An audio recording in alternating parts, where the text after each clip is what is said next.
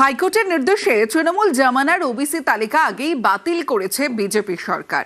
এবার OBC commission ঢেলে সাজানোর উদ্যোগ নিল মুখ্যমন্ত্রী শুভেন্দু অধিকারীর সরকার। আগামীকাল বিধানসভায় আসছে সংশোধনী বিল, বাড়ানো হচ্ছে অনগ্রসর শ্রেণী কমিশনের কাজের পরিধিও।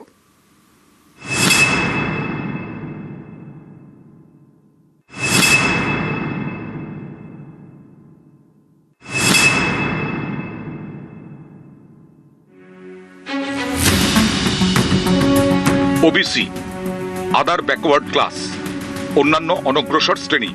তৃণমূল জামানায় এই অনগ্রসর শ্রেণীর তালিকা নিয়েই ভুরি ভুরি অভিযোগ। ওবিসি তালিকায় মুসলিমদের ঢুকিয়েছিল তৃণমূল, যে তালিকা খারিজ হয়ে যায় কলকাতা হাইকোর্টে। পালাবদলের পর হাইকোর্টের নির্দেশে ওবিসি তালিকায় ৬৬টি জনগোষ্ঠীকে মান্যতা দেয় বাংলার প্রথম বিজেপি সরকার। তৃণমূল আমলে ওবিসি সার্টিফিকেট বিলির ক্ষেত্রেও দেদার বেনিয়মের অভিযোগ উঠেছিল। এবার ওবিসি কমিশন ঢেলে সাজানোর পথে হাঁটতে চলেছে মুখ্যমন্ত্রী শুভেন্দু অধিকারীর সরকার। সোমবার বিধানসভায় পেশ হবে পশ্চিমবঙ্গ অনগ্রসর শ্রেণী কমিশন সংশোধনী বিল ২০২৬। চলতি বাজেট অধিবেশনের প্রথম পর্বের শেষ দিন সোমবার এই বিল বিধানসভায় পেশ করার কথা অনগ্রসর শ্রেণী কল্যাণ মন্ত্রী গৌরীশঙ্কর ঘোষের। এই সংশোধনী আনার পেছনে সরকারের উদ্দেশ্য ওবিসি সার্টিফিকেট বিলিতে দুর্নীতি ঠেকানো, ওবিসি কমিশনের গুরুত্ব বাড়ানো, ওবিসি কমিশনকে আরো কার্যকরী করা। তারা গায়ের জোরে সবকিছু করতে চাইছেন, কারা অ্যাকচুয়াল ওবিসি হওয়া উচিত সে বিষয়ে না গিয়ে তারা যেহেতু পার্টি ক্ষমতায় ছিল, তারা চাইছিল তাদের ক্ষমতাকে দেখাতে। তো নতুন সরকার আসার পরে সে মামলা থেকে বেরিয়ে আসা হয়েছে এবং আমরা মহামান্য হাইকোর্ট, সুপ্রিম কোর্ট যে রায় দিয়েছে সেই রায়কে অনুসরণ করেই আমরা আগের যে ৬৬টি জাতিগোষ্ঠী ছিল তাদেরকে রাখছি। আগামী দিনে ভেরিফিকেশনের মধ্য দিয়ে দেখা হবে যে আরও কোনো জাতিগোষ্ঠীকে ওবিসি সম্প্রদায়ভুক্ত করা যায়।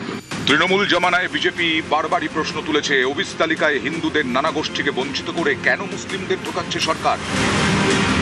নতুন সংশোধনীতে তৃণমূল জামানার তালিকা বাদ যাচ্ছে। গত সরকারের আমলে বিরোধীদের অভিযোগ ছিল দুয়ারে সরকারের শিবির থেকে কোন রকম যাচাই ছাড়াই বিলি করা হচ্ছিল ওবিসি সার্টিফিকেট। পালাবদলের পর গোটা প্রক্রিয়াটাই হবে অনগ্রসর শ্রেণী কল্যাণ কমিশন এবং রাজ্য সরকারের নির্দিষ্ট দফতরের মধ্যে সমন্বয়ের ভিত্তিতে। ওবিসি তালিকা নিয়ে কোনো আপত্তি থাকলে অনগ্রসর শ্রেণী বা ওবিসি কমিশনে অভিযোগ জানানো যাবে। নাগরিকদের আবেদন বা আপত্তি যাচাই করে কমিশন মতামত দেবে।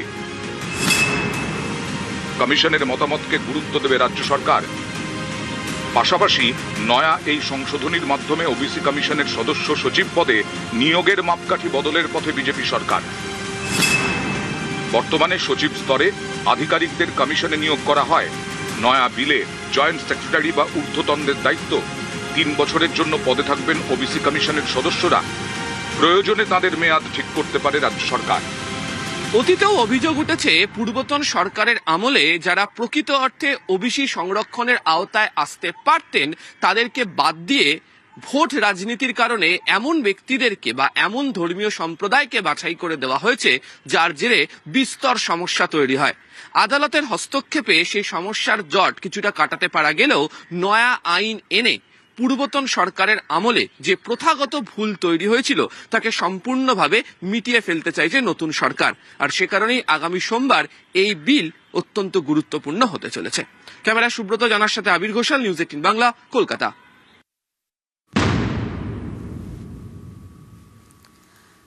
কলকাতায় পাওয়ার লাঞ্চে কি রাজ্যকে পাওয়ারফুল করার রোডম্যাপ? পাওয়ার লাঞ্চে স্বপন দাশগুপ্ত, তাপস রায়, সঞ্জীব সান্যাল। লাঞ্চে অর্থমন্ত্রী, শিল্পমন্ত্রী এবং প্রধানমন্ত্রীর আর্থিক উপদেষ্টা মণ্ডলীর সদস্য। কলকাতায় পাওয়ার লাঞ্চে কি রাজ্যকে পাওয়ারফুল করার রোডম্যাপ?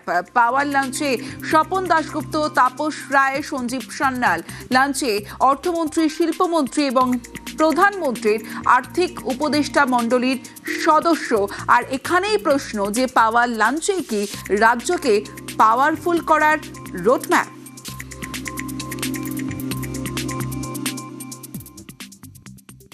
ছবিটা এটা অনেকটা অনেক কিছু অর্থ এই ছবিটা ক্যারি করে, যে পশ্চিমবঙ্গের অর্থমন্ত্রী, পশ্চিমবঙ্গের শিল্পমন্ত্রী এবং প্রধানমন্ত্রীর যিনি অর্থনৈতিক উপদেষ্টা মণ্ডলীর খুব গুরুত্বপূর্ণ যার ভূমিকা রয়েছে, তারা তিনজন দক্ষিণ কলকাতার একটি রেস্তোরাঁতে তারা তিনজন আজকে দুপুরবেলা লাঞ্চ করেন। বাংলার যে অগ্রগতি, যে যা নিয়ে এখন সবাই চিন্তিত এবং কেন্দ্র রাজ্য তারা সবাই একসাথে মিলে যেরকম এই রাস্তাটাকে আগে নিয়ে যেতে চাইছে, আজকে দুপুরবেলার এই যে পাওয়ার লাঞ্চ, অর্থাৎ এই যে তাদের একসঙ্গে খাওয়া দাওয়া, তাতে এই বিষয় নিয়ে অবশ্যই আলোচনা হয়েছে, যেটা আমরা জানতে পারছি সূত্রের মারফতে। তো দুদিন ধরে সঞ্জীব সান্যাল তিনিও কলকাতায় আছেন, তিনিও নানান রকমের সাজেশন দিচ্ছেন এবং কিভাবে বাংলাকে এগিয়ে নিয়ে যাওয়া যায়। স্বপন দাশগুপ্ত, তাপস রায় এবং ওনারা তিনজন বেশ কয়েকবার তাদের মধ্যে বৈঠক হয়েছে। আর এই ছবি কিন্তু পশ্চিমবঙ্গের মানুষের জন্য একটা খুব পজিটিভ বার্তা দিচ্ছে, আর তাই এটা পাওয়ার লাঞ্চের থেকে কিছু অংশে কম নয়। শুভেন্দু, শ্রমিক, সুকান্তর ক্লাসরুমে বিধায়করা এমএলএদের আচরণবিধি ও কার্যপদ্ধতি শেখালেন নেতারা। বিধায়কদের কথা কম কাজ বেশির বার্তা। আমরা বারবার দেখেছি যে রাজ্যে পালা বদলের পর মুখ্যমন্ত্রী শুভেন্দু অধিকারী বারবার বলেছেন কথা কম কাজ বেশি। মঙ্গলবার নিউ টাউনের কনভেনশন সেন্টারে বিধায়কদের বার্তা এবং বার্তা দেন মুখ্যমন্ত্রী, বিজেপি রাজ্য নেতৃত্ব এবং কেন্দ্রীয় পর্যবেক্ষকদের। নিজের এলাকায় অফিস খুলতে হবে, অভিযোগ শুনতে হবে। অফিস খোলার পাশাপাশি বিধায়কদের অফিসের নাম হবে সেবা কেন্দ্র। নম্র ভদ্র হতে হবে, সাধারণ মানুষের অভিযোগ শুনতে আলাদা অফিস, জনসংযোগ বাড়াতে হবে, নম্র ভদ্র হতে হবে, ভরসা জোগাতে তৎপর হতে হবে। পুরো ভোটের আগে জনসমর্থনে নজর, জমি শক্ত করতে মন্ত্রীদের জেলাভিত্তিক দায়িত্ব, সরকারের পাশাপাশি সংগঠন বিস্তারের কাজে নজর।